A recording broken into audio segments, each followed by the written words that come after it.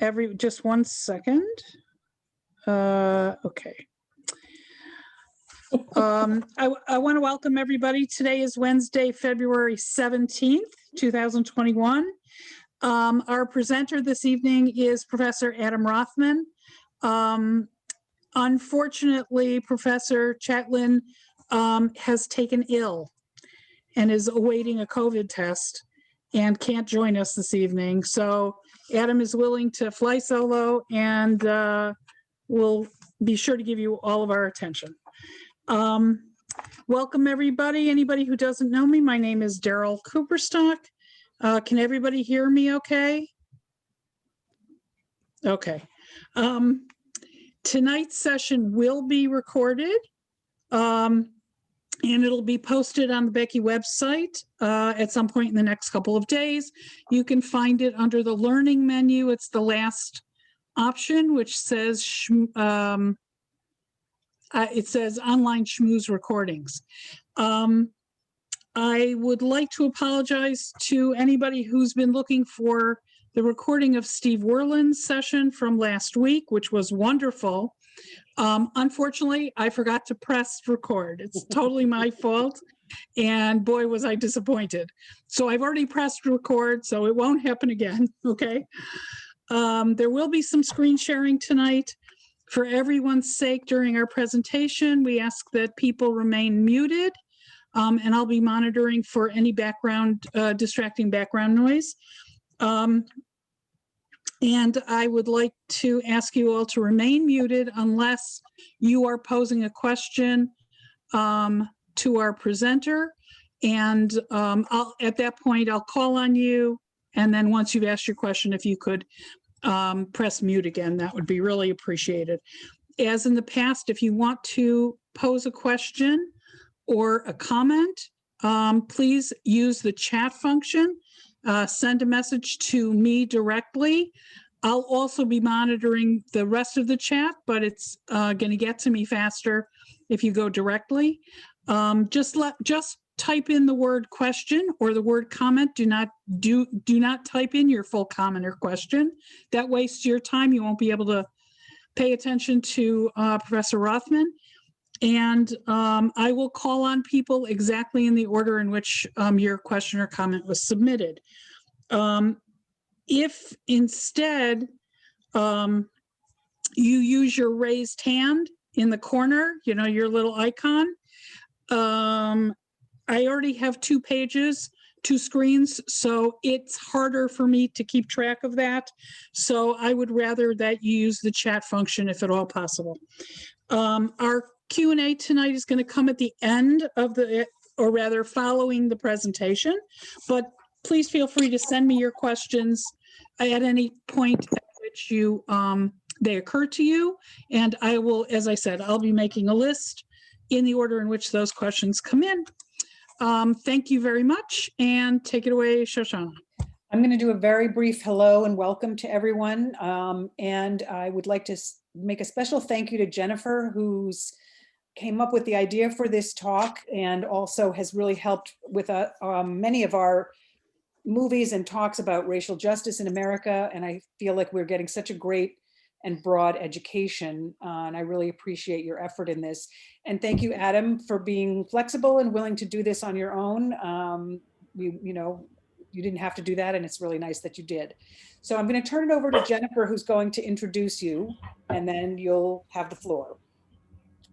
Okay, well, thank you. And for those of you who attended our previous discussion, Traces of the Trade, story from the Deep North, I think this conversation follows really well on it, because we saw it, you know, at the end of that film, the family grappling with, what does this mean for us in the future? Are we connected to that past? Do we owe something not only to that past, but to the future? And what would it mean to take not just like individual action and responsibility, but collective responsibility? And so I think, you know, here we get to see another picture of that process and something that was directly done. Adam Rothman is a professor of history at Georgetown University and specifically his field is in 19th century US history, African American history, and the history of slavery, and Atlantic history. So among his books is the book Beyond Freedom's Reach, A Kidnapping in the Twilight of Slavery. And he was a participant in Georgetown's working group on slavery, memory, and reconciliation, which took place between 2015 and 2016. And now is a principal curator of the Georgetown Slavery Archive. So we'll get to hear the steps of this process. And Marcia Chatelain, a professor of history at Georgetown, also was not able to join us, but I do want to also make a plug for her book franchise, The Golden Arches in Black America. It's a really good book, and actually it's really kind of revelatory in what it tells us about franchising and Black business and Black communities and fast food. So you would also enjoy that book too, I think. Adam, thank you. Jennifer, thank you so much. Can everybody hear me? Wonderful. Shoshana, Darrell, thank you so much for the invitation to speak with you tonight. I'm really honored that you would find this subject interesting and invite myself and Marcia to speak. I'm sorry that my colleague Marcia can't join us tonight. She's really wonderful and adds a tremendous amount to the conversation, but I'll do my best with what I've got. I was a member of Georgetown University's working group on slavery, memory, and reconciliation in the 2015-2016 academic year.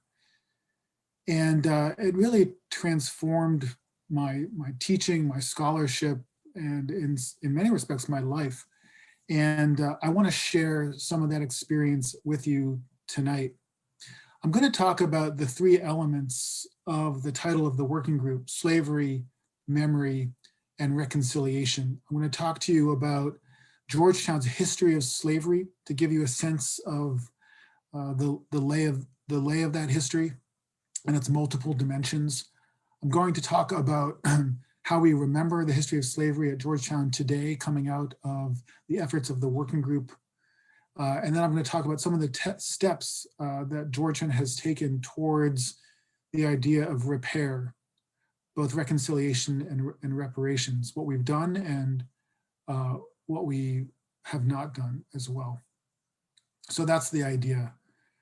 I'm really looking forward to your questions after I present this material.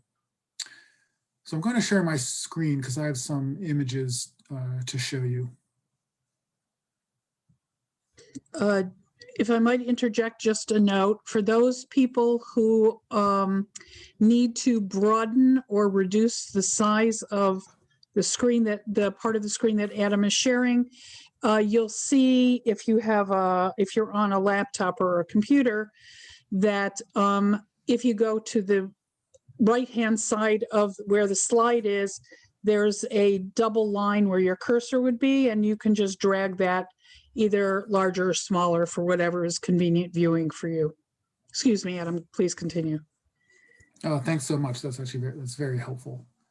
It's hard, sometimes on these Zoom sessions to see the material that's being presented. So the larger it is, the better. Yeah.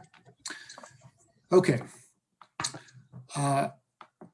I'm a historian of slavery. I teach the history of slavery at Georgetown University, which is a school built on the backs of enslaved people, built out of the slave economy of the 18th and early 19th centuries. Georgetown was founded in 1789 by a Catholic slaveholding gentry in the Chesapeake, Maryland, Washington, and Virginia.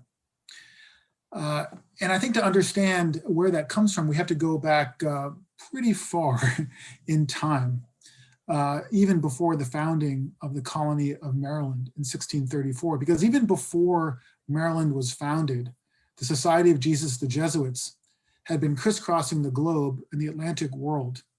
And as part of their global missionary efforts, they had actually become embedded in the Atlantic slave trade both as slave traders and slave owners, and as some of the architects of the key justifications of Atlantic slavery and the slave trade, even before the English Catholics with their Jesuit missionaries arrived on the shores of Maryland.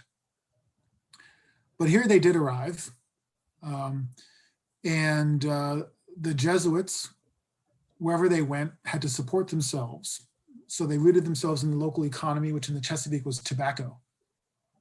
And by the early 18th century, the Jesuits had become some of the biggest landowners in Maryland, and also had made the transition to slave labor, like other tobacco planters in the region. By the middle of the 18th century, the Jesuit, the Society of Jesus, this Catholic order, owned thousands of acres of land and more than 200 enslaved people on plantations across Maryland. And they were tied to a Catholic gentry that was also deeply rooted in the slave economy. This is the group of people that founded Georgetown in the 1780s, led by the first Catholic bishop in the United States, John Carroll. And the image you're looking at right here behind my title is a faded out photograph of basically the main entrance to Georgetown University. And the statue is of John Carroll, the first bishop and the founder of Georgetown, and behind it is our main campus building. But John Carroll was part of a very wealthy, prominent Catholic family in Maryland. Relatives of Carroll signed the Declaration and framed the Constitution and were big slave owners. This is the world that John Carroll founded, the world that John Carroll came from. That's the world that Georgetown sprang from. That was the world of slavery and of enslaved people. And that world made its imprint on Georgetown in a variety of ways. And I'm going to focus on two of the ways that the university was connected to slavery. And in the first place, the campus, the school, was a site of slave labor. Enslaved people worked, lived, and died on Georgetown's campus here in Washington, D.C. They cooked, they cleaned, they did construction, and all sorts of manual labor that helped to make the college go. And they were a substantial presence on campus. We have some early records from the 19th century that suggest that at a time when there were no more than 100 people on campus, somewhere between 10 and 15 were held in bondage. So it's a significant group. I want to show you one artifact from the archives that documents a bit of that history. This is an advertisement that was placed in a newspaper called the Washington National Intelligencer in late January 1814. And this is what it says. $30 reward, ran away from Georgetown College on Saturday night, the 29th instant.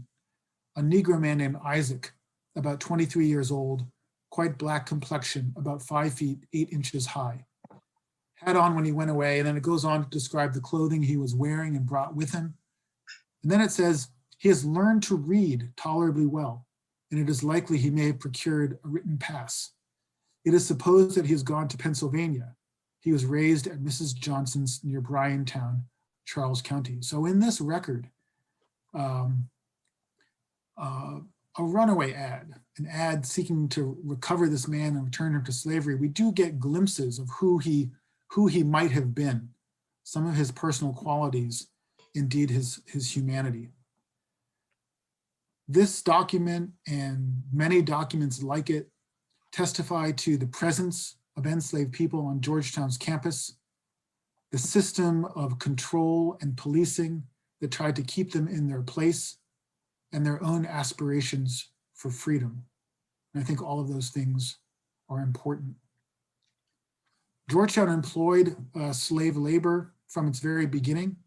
One of the first records in the ledgers is of a woman named Suki, who was hired to the college in 1792. The last enslaved person who worked at Georgetown was a man named Aaron Edmondson, who was hired out to the school in the late 1850s all the way up to March 1862, a month before emancipation in the District of Columbia. So it's a long history, a 70-year history of the use of enslaved men and women on campus. What happened to Isaac? Well, this advertisement doesn't tell us, but other documents do. John McElroy, who was a Jesuit priest who was clerk of Georgetown College, he's the one who posted this advertisement in the newspaper. He kept a journal, a private journal, which is also in Georgetown's archives. In that journal, we find these notations for the same days.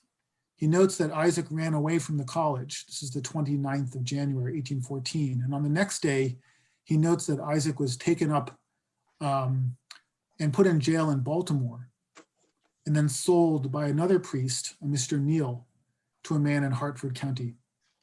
So Isaac's story, as far as we know it, ended sadly. He was arrested, thrown in jail, and sold. That's one of the ways that Georgetown was connected to slavery, to the history of human bondage. There's another way as well. The Jesuits who managed Georgetown operated their own plantations through the 19th century, the plantations that they had founded back in the 1600s. By the 1820s and 1830s, there were nearly 300 men, women, and children living in bondage on those plantations across Maryland.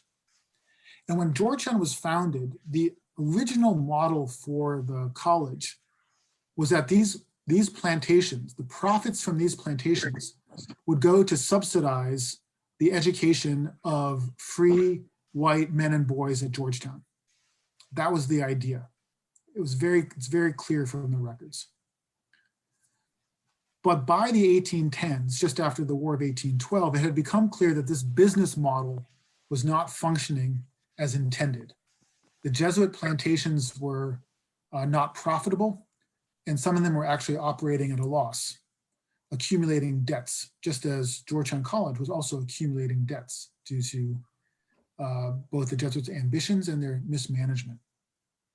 So beginning around 1815, the Jesuits hold a lengthy, sustained, and substantial debate about what to do about the people that they owned. And they had several options on the table. One was to continue to hold them in bondage. And as the Jesuits held it, to continue to be stewards of their souls and bring them into the Catholic Church. And this is not just rhetoric. We see in the Jesuit and Catholic records connected to Georgetown, the names of slaves appearing in the sacramental registers, being baptized, being married, and being buried in this Catholic community. So they were members of that Catholic congregation at the same time as they were property. The second option was to free them. And in the correspondence among the Jesuits, they actually thought about this. They thought about freeing the people they owned and gradually transitioning them into a kind of tenant farmer status over a period of years. There's even a suggestion, a letter in the archives that proposes freeing them and sending them to Liberia in West Africa, a colony that was established as a haven for former slaves from the United States, but that was rejected. And finally, there was a faction among the Jesuit priests in Maryland that wanted to sell the entire community, to sell them off, and for the Jesuits to wash their hands of the sordid practices of slavery. Not so much because they were abolitionists or anything like that, but because they felt that this business was dragging down their spiritual life. Right? So it's really a debate between different groups of Jesuits about the relationship between slavery and their Jesuit spirituality, their Jesuit obligations. This debate culminates in the 1830s when the faction that favored sale finally won out, led by a man named Thomas Malady, who had been president of Georgetown in the 1830s. And so they finally decide to sell in 1835. By the time they find buyers, economic panic hits the United States, which throws a wrench in their plans. But finally, in 1838, they negotiate a contract with two purchasers in Louisiana, a man named Henry Johnson, who had been governor of Louisiana, and a man named Jesse Beatty, who was Johnson's neighbor. And they sign a contract to sell 272 men, women, and children for $115,000 to be paid over a period of 10 years. That's about $3 million in today's money. The image you see here is a census that the Jesuits took just before the sale in 1838, documenting every man, woman, and child that they owned across the plantations in Maryland. This is the group of people who they sold to Louisiana. They're known today as the GU 272. And you can see here their names are listed, their ages are listed, and they're also identified by family groups, about 40 families in this community. They were quite literally sold down the river to Louisiana. The Jesuits then used a part of the proceeds from the first down payment on the sale to pay off Georgetown's debts. So that's why I say that I might not be sitting in front of you as a history professor at Georgetown talking about slavery if it had not been for this history of slavery.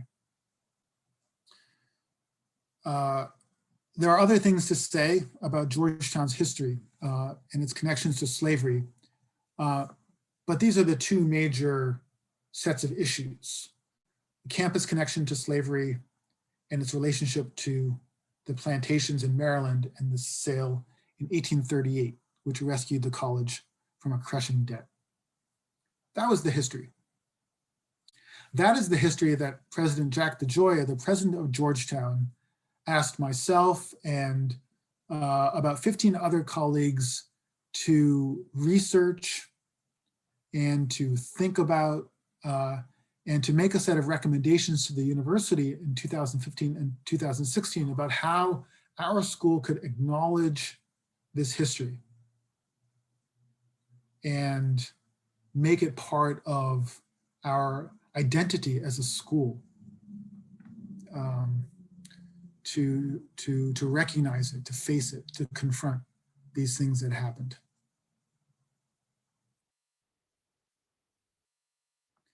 So a couple of things about my experience on the working group and the work of the working group, which was wrestling with this history in a public way on campus. The first thing is that it became clear to us that this was never a hidden history. Scholars have been writing about it for decades. My predecessor at Georgetown, who actually wrote the bicentennial history of the university, included a great deal of it in that essentially official history of the university. But despite all of this specialized knowledge, it became clear that most people, even at the university, had no idea that any of this had ever happened. And so for myself, and especially the other historians on the working group, we really felt like it was one of the most important things we could do was to find new ways to tell this story to the Georgetown community and to the broader public. And one of the ways we did that was to create something called the Georgetown Slavery Archive, slaveryarchive.georgetown.edu.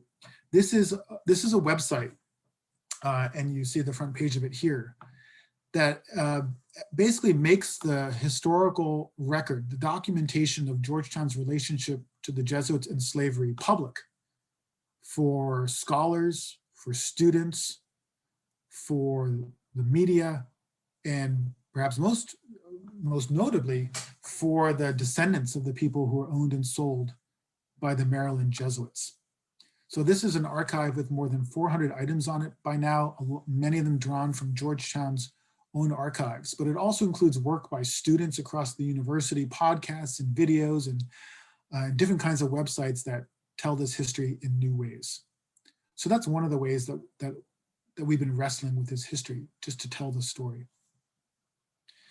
During that year, a couple of things happened that are really important. The first is that students protested, students got engaged, students got active around this history. They sat in the president's office in the fall of 2015, demanding, among other things, that a building named after Thomas Mileti be renamed. That's one of the things that they wanted. And so it became clear that this was an important for the students, not just an academic exercise. The second thing that happened was that an alumnus of the university named Richard Cellini took it upon himself to organize a group of researchers to trace the family histories of the GU-272 to the present day, to try to track down living descendants of the people who were owned and sold by the Jesuits, and he did. And the New York Times reported on it in a front page story in April of 2016, which brought a tremendous amount of attention to the work that was going on at Georgetown. By the end of that academic year, we produced a report with a number of recommendations that we submitted to the president of the university. And then we closed up shop, but many of us have continued to work on this history in a variety of ways. And as for me, it's really been a big part of my life as a historian, as a teacher at Georgetown over the last 5 years. The report of the working group had a variety of recommendations about how Georgetown should acknowledge this history. We suggested, for instance, renaming Mileti Hall after Isaac Hawkins, the first person listed in the contract, the first enslaved person listed in the contract between Thomas Mileti of Georgetown and the two purchasers in Louisiana. We suggested a memorial to the enslaved. We suggested the dedication of resources to research and teaching and learning around this history. We recommended that Georgetown and the Society of Jesus apologize for their role and involvement in this history. And in fact, that apology took place in a remarkable ceremony in the spring of 2017, at the same time that Isaac Hawkins Hall was renamed. That whole ceremony is actually available on YouTube through the Georgetown website, and it's a remarkable thing to watch. We also recommended new engagement with the emerging GU-272 descendant community.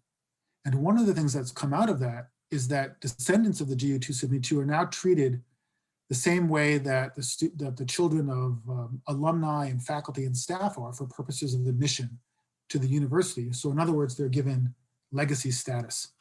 And under that policy, a number of descendants have actually enrolled as students at the university. In fact, some of them have been in my classes, which has been really, really wonderful.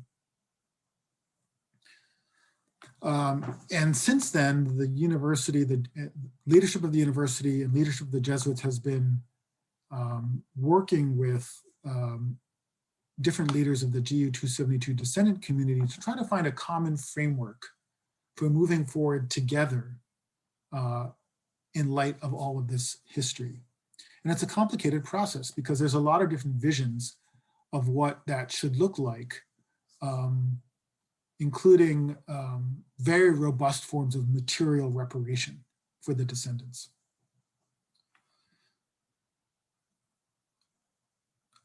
In 2019, students at Georgetown became frustrated by what they saw as the slow pace of change at the university, the slow recognition of this history, the failure to implement a robust program of reparations, material reparations, which some students thought was called for. So they did something quite remarkable. Through the instruments of student government at Georgetown, they proposed a referendum to establish a student activity fee of $27.27 a semester from every student that would pay for a reconciliation fund that would subsidize programs that would benefit the descendant community. And the students debated it for several weeks in the spring of 2019 through their student government. It was known as the GU 272 referendum. And it was a very passionate but thoughtful debate on both sides drawing from history. And even those who opposed the student activity fee, many of them argued that there was some kind of obligation on the part of the university to make reparations to the descendant community. In the end, the students turned out in greater numbers than for any other referendum in the history of Georgetown, and 2/3 of them voted in favor of the student activity fee. It was a pretty remarkable thing.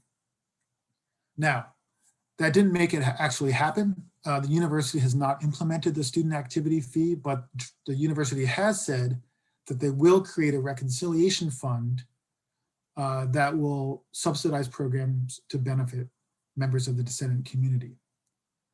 So they've embraced the spirit of the idea, but not the mechanism of the fee.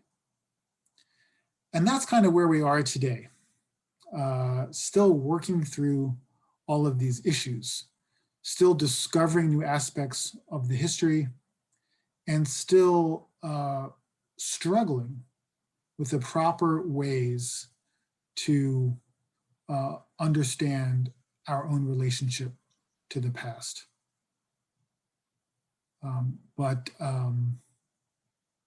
For me as a historian of slavery, it's been really remarkable to see the campus community develop a sense of this history and kind of embrace it as part of our school's identity. So I'll stop my presentation there. There's a lot more I could say, but maybe it'll come out in your questions. Thank you so much. Our first question is from Isaiah. Yeah, Isaiah, can you unmute yourself? You already have. Okay. So, first of all, I love hearing this presentation.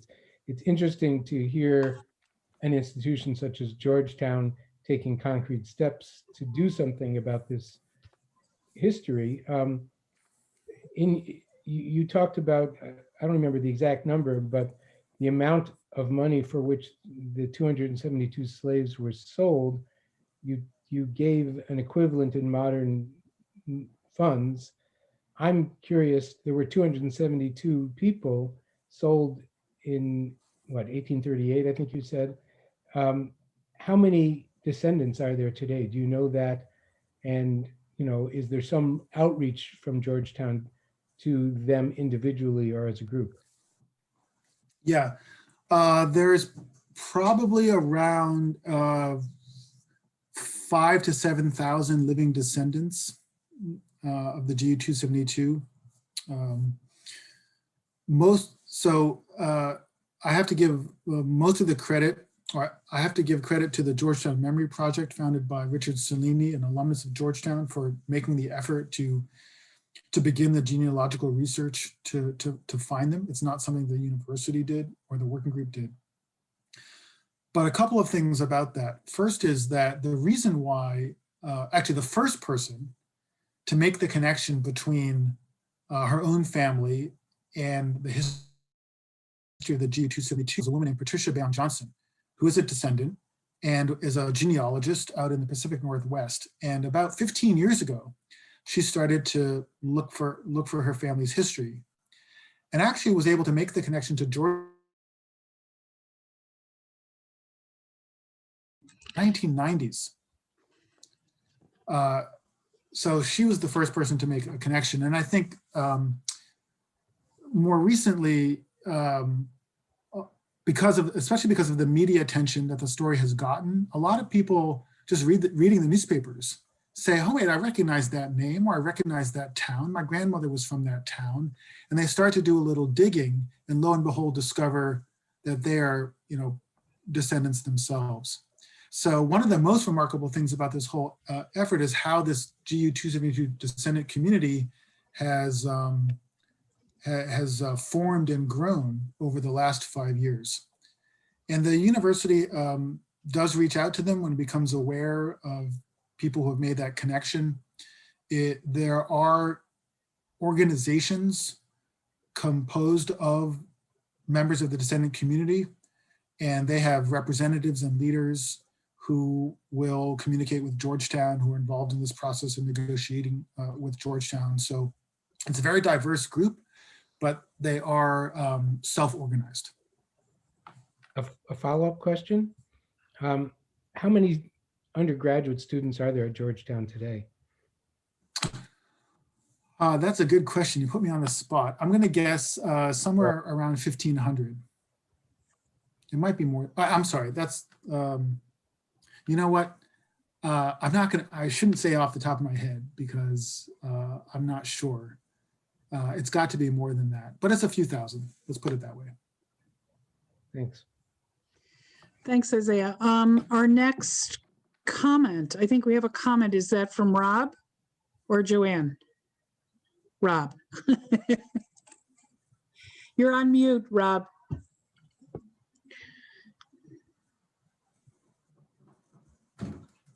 There we go.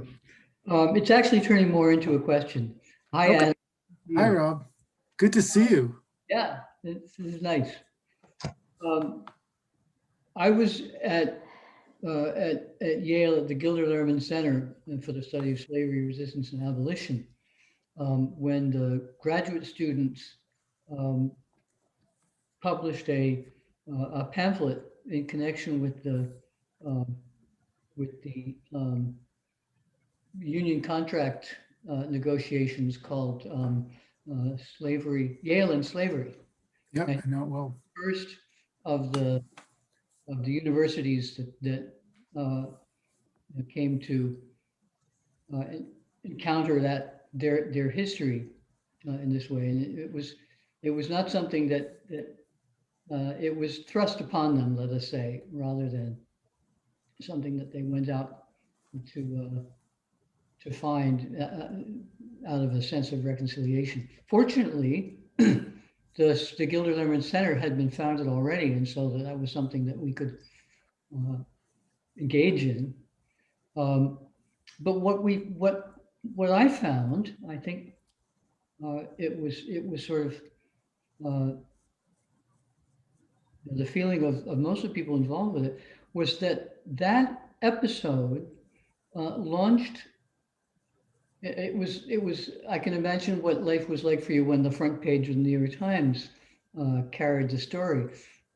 I had carpal tunnel syndrome during that period from all of the writing that I was doing related to that. But that was probably the most important spur to education, to understanding, to a new grasp of slavery, particularly slavery in the North, that we ever experienced. And I think a lot of the knowledge that people have today that slavery was truly a national institution came out of that. And I'm wondering how the Georgetown experience is a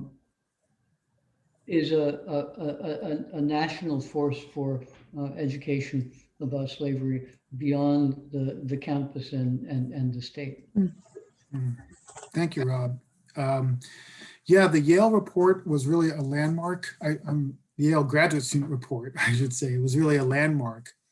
And it's really important to note that Georgetown is not the first university to do this kind of thing. I should also acknowledge the work that was done at Brown University in 2005, 2006, Emory, and other places. Now, of course, we have this University Studying Slavery Consortium with more than 50 schools across the country and even internationally who are doing this work. But when the Yale graduate students did their report, they were out there on an island by themselves. And I also think, talking about the Gilder Lehrman Center, I think the work that the Gilder Lehrman Center did around Amistad and outreach to schools That's really been a model of what we've been trying to do at Georgetown as well. The Georgetown story, for some reason, well, I think I know the reasons, but the Georgetown story, I think, really caught fire compared to some of the work that had gone on at other schools. And certainly a front page story in the Sunday New York Times doesn't hurt. But I think the revelations about the descendant community made a huge difference, because it really crystallized the issue of reparations in a new kind of way, that hadn't been seen before. Here was this community of people who were descended from the very people that the Jesuits had sold, and they were standing right there in front of us saying, what are you going to do? What are you going to do for us? How are you going to atone for what you did to my great grandmother? And when you're faced with that kind of petition, that kind of demand, you have to respond. But also, the fact that the descendant community is scattered across the country, they're all over the place, that makes it a national story. And also, finally, the fact that Georgetown is one of the leaders of the network of Jesuit and Catholic schools across the country is really important. When Georgetown put all of this forward, it really created a kind of ripple effect through the Jesuit and Catholic educational networks, which is huge and national. So just for example, this past summer, the Georgetown Slavery Archive hosted a workshop for history teachers at Jesuit high schools across the country. And so that's one of the ways that it reaches more and more people outside the boundaries, outside the walls of Georgetown. Thank you. Next is Steve Fraud. Hi, thank you very much. Very interesting. My question follows up on your concluding remarks to the last question, and that is, given that that Georgetown is a religious Jesuit institution, I'm less interested in the impact, but how does it shape the, if you will, the rhetoric, the argument? Do they get couched in religious terms at all, or is that really secondary? That it's very little different, let's say, than any other secular university. Thank you for that question. I think it's made an enormous difference to the way Georgetown has responded to this history.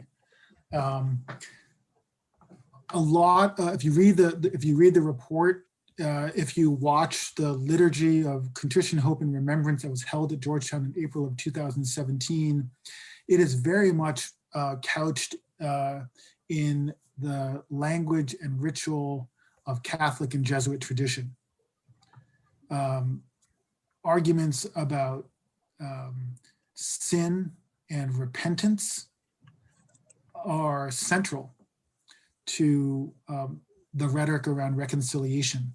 So there's a kind of language that's available and mobilized at Georgetown that you're just not going to see at a place like Yale, or necessarily a public institution that is also wrestling with its history. So it's been, I joke that I'm a founding member of Jews for Jesuits because of all of this. But I do think that it has provided a kind of moral and spiritual foundation for this work to take place. All the more so because many of the descendants of the GU2 cities today are very devout Catholics. And it's raised the issue of the Catholic Church and the Catholic community's complicity in the sins of slaveholding, Jim Crow, and racism in a vivid way. Alongside the debate that everybody is having about this, there's this particular religious and spiritual community that is wrestling with this issue in its own way, with its own language, steeped in its own traditions. And I've learned a great deal about that over the last 5 years. It was not something I ever imagined I would know anything about. Thank you. Thank you. Next, I think we have a question from Jennifer Klein. Yes, thank you for that really compelling presentation. And actually, part of my question was similar to Steve's, because I had also heard Joe McCartan, one of your colleagues, talking as well about labor issues that had come up on the campus, and particularly issues around the really low pay, low wages, and working conditions for the food service workers at Georgetown, and how the students became organized around that. And once they really built up a pressure that they had to deal with, whether it was the Board of Trustees or whatever is the governing body at Georgetown, that it really kind of compelled them as Jesuits to think like, okay, do we in fact have a social justice tradition? How are we going to apply our ethics and our moral position to thinking about our relations to these employees and our obligations as employers? And so, I was going to ask as well, like how that played in here. My second question, I guess, is back to the idea of reparations and making things right. And, I think a lot of the frustration around what students see as like symbolic responses by the university, which is certainly like Yale's modus operandi, and not even big gestures, it's like, we'll rename a window, after you, or like, we'll rename a door. Once we take out the like dozens and dozens of windows depicting slavery and cotton, which was another New York Times article.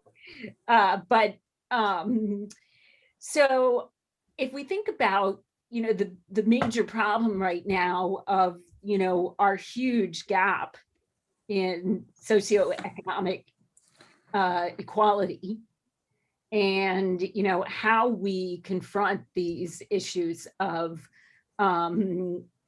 Black inequality, lack of equity that we see are so rooted in Jim Crow, in slavery, in all of the restraints that were placed on them. What is the way that we think that question through now, I guess? Wow, that's how do we get to the point where we're not just recognizing the history, and but also we're thinking about an obligation to the future, and not just a reparation, but somehow rectification.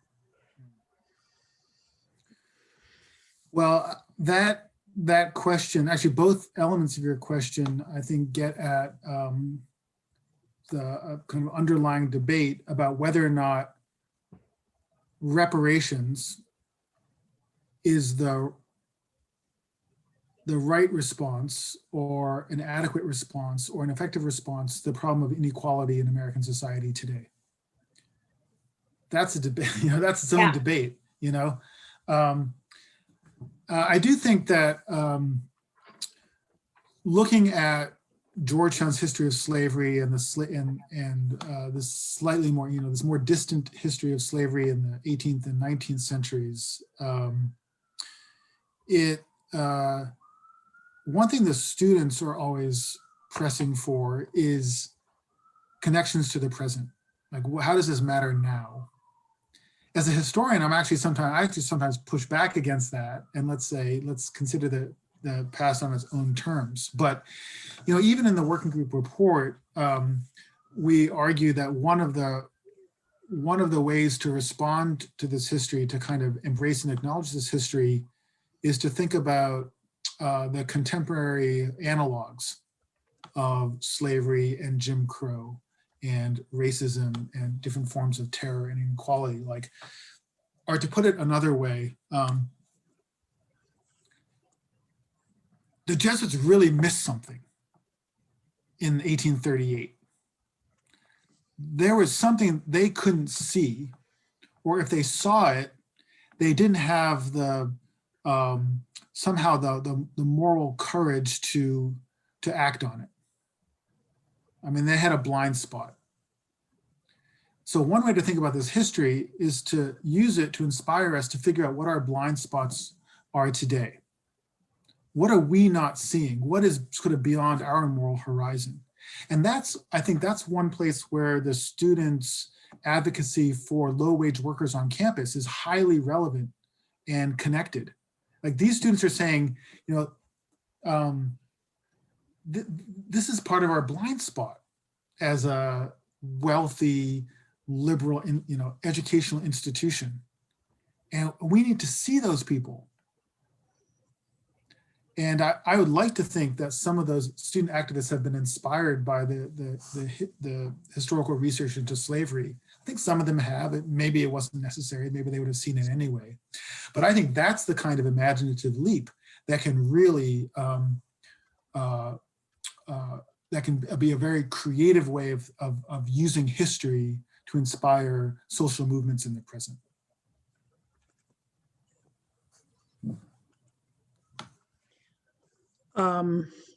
Thank you. I think next is Maytal. Great.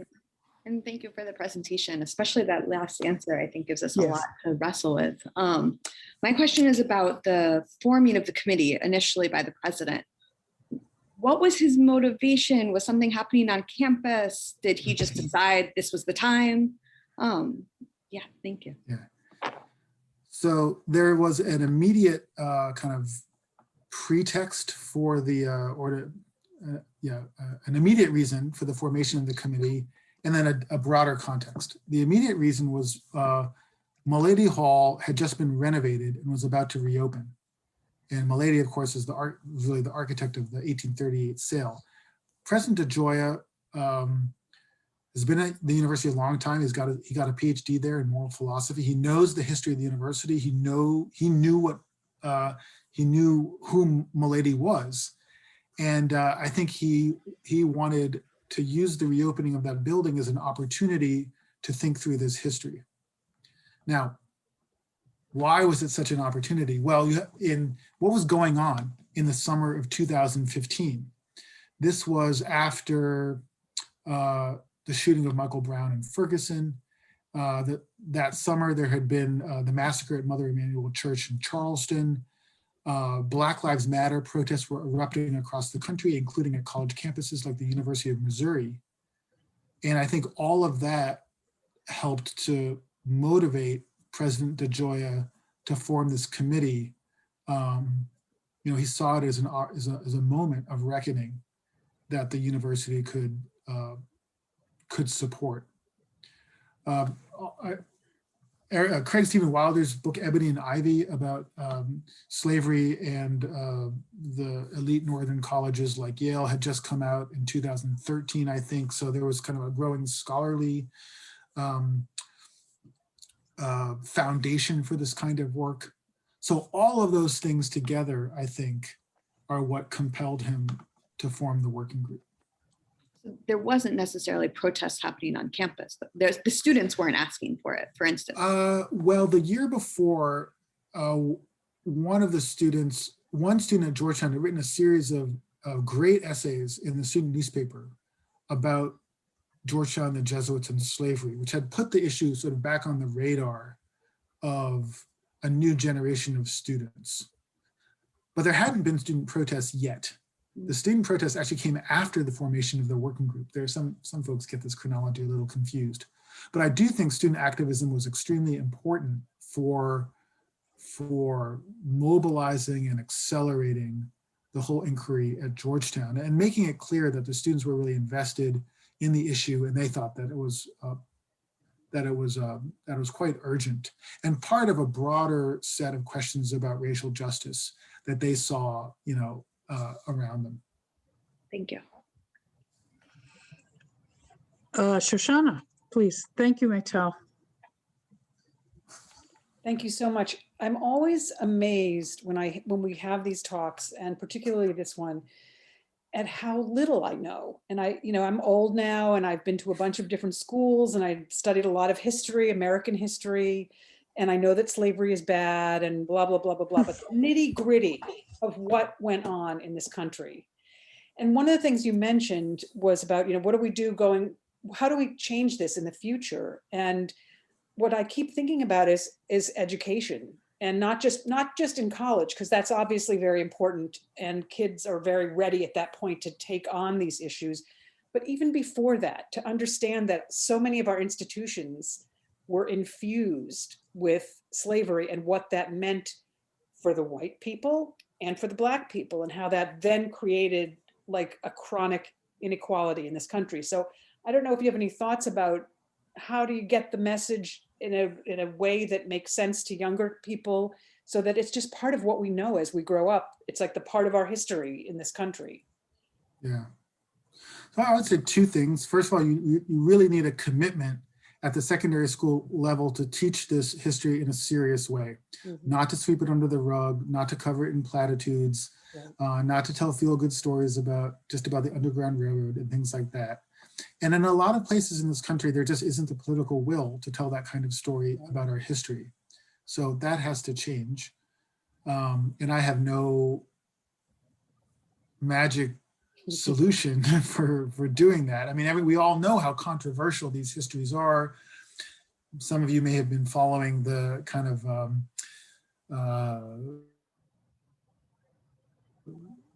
debate is not even a debate, or the kind of rivalry between the 1619 Project and the 1776 Commission, and these rival visions of American history.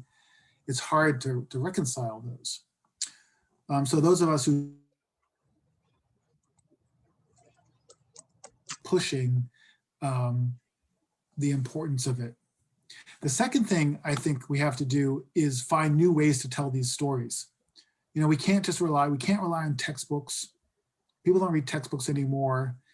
And the students we're trying to reach, they're on TikTok, and I don't even know what else they're on.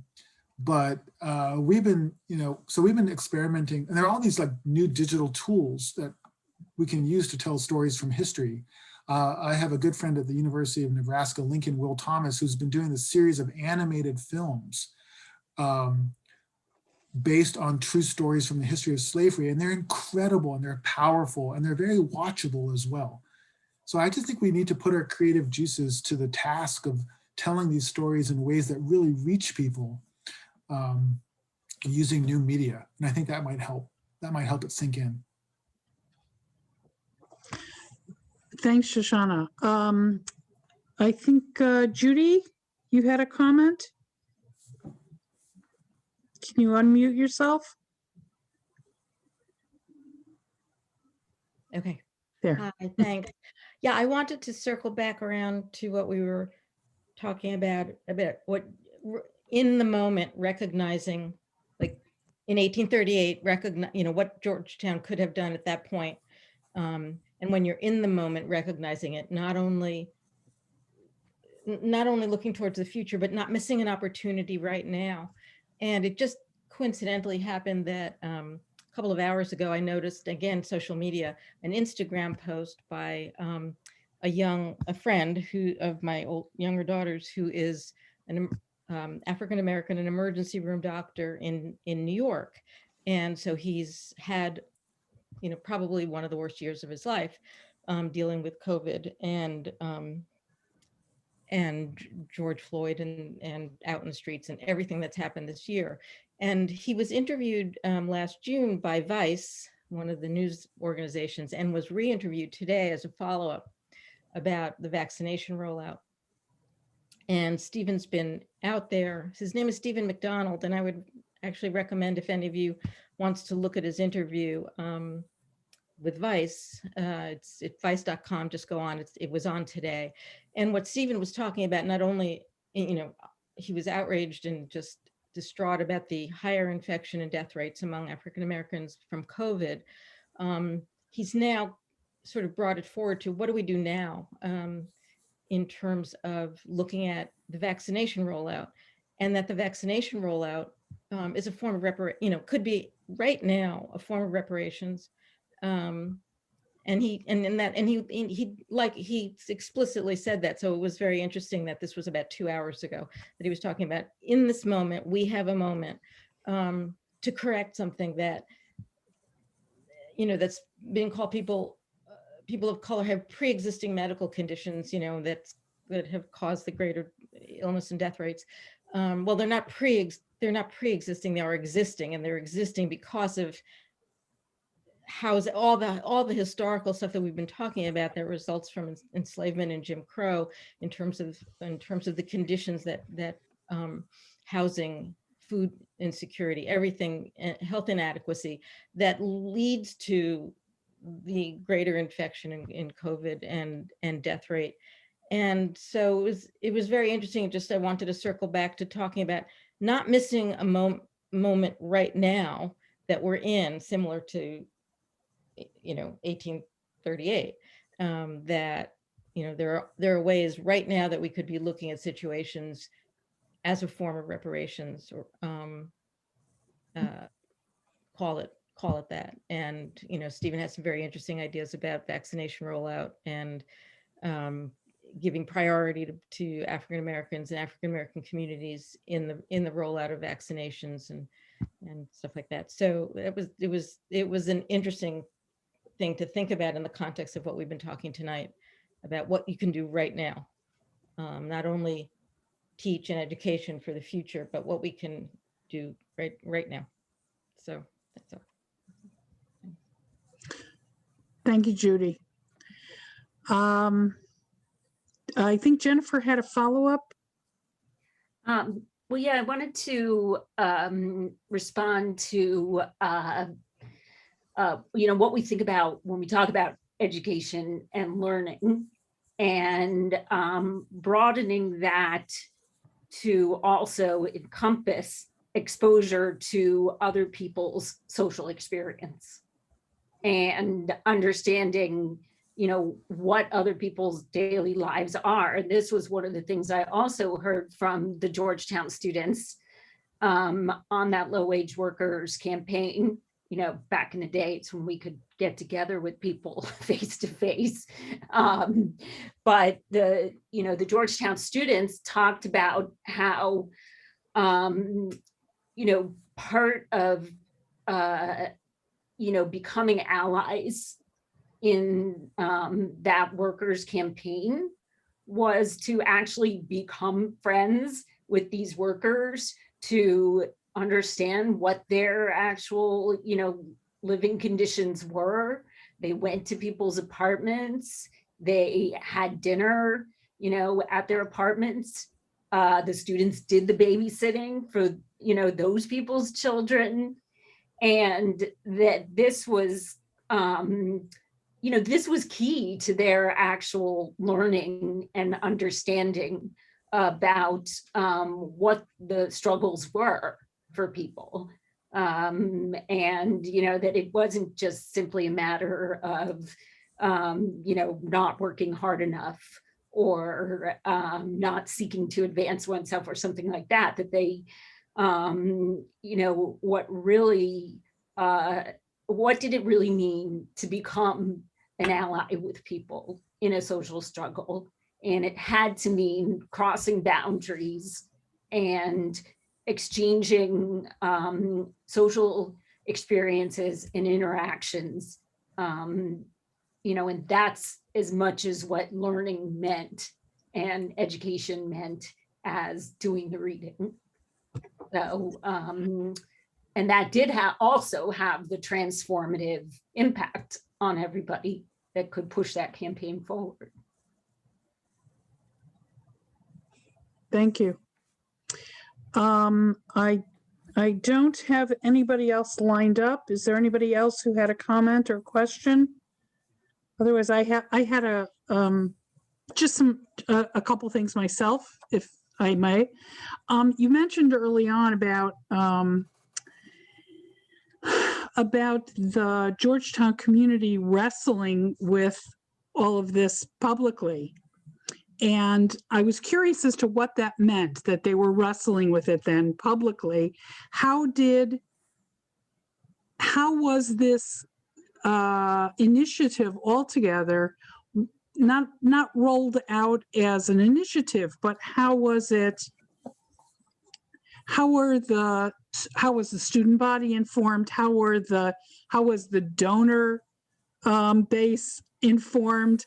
How did each of those, what was the wrestling that went on? I imagine that there was some donor reaction. I imagine that there were various student, well, you've talked about some of the student activities, etc.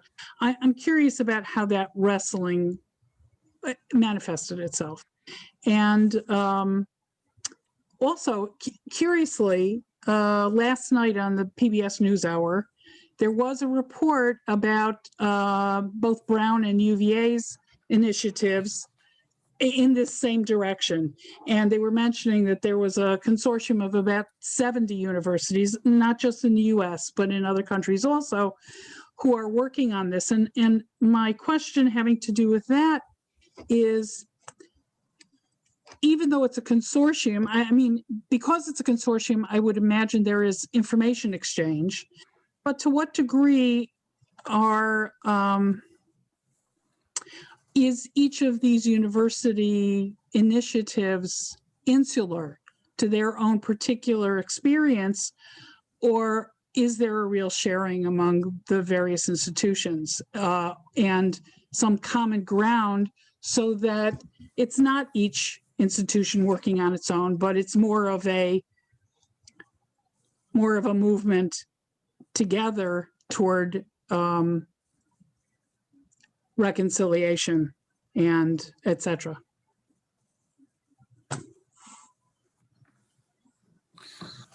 Yeah, I mean, there's Sorry, so many, kind of threw out so a many, lot of stuff there. Yeah. but people have had great comments, and I don't have the answers to all of these questions. They're good questions and great comments, but I would say that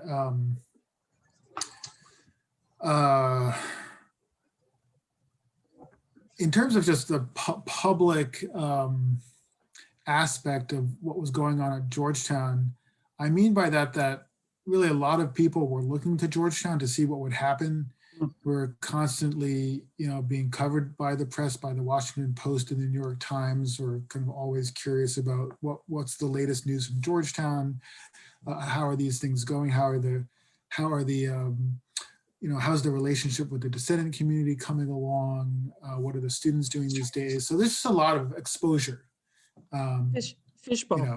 It's a fishbowl, yeah, and that's there's a certain, it's draining at times, but it also puts pressure on the university to appear to be doing something.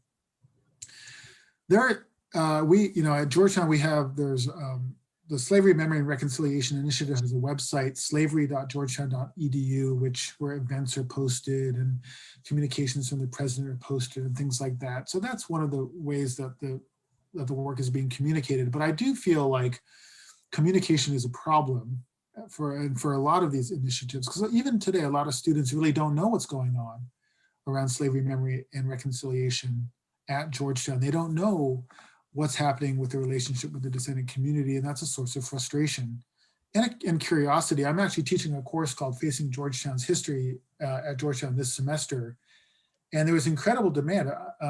I have 100 students in the class. We had to organize two additional sections to it because so many students were interested in this history. So they want to know, they want to be involved, they want to be informed. And things are going on all over the university. But we all operate under constraints. Private universities like Yale and Georgetown obviously have a real challenge in where their money comes from. You mentioned the donor base. Luckily for me, I have absolutely no idea how this was communicated to the donors. I don't know what their reaction was. I might be thankful for that. But every university has its own history that they have to wrestle with in their own unique way. They have a different set of constituents. Private universities are different from public universities, and religious institutions are different from secular institutions. And each university has to navigate its own history in its own way, but we can learn a lot from each other. And that's something that's been going on in the University Studying Slavery consortiums. We have, conferences where people share their work and talk to each other and try to understand what's going on in other places. So there's been a lot of that kind of sharing. But you are right, I think, in that each school's efforts, they're not linked together.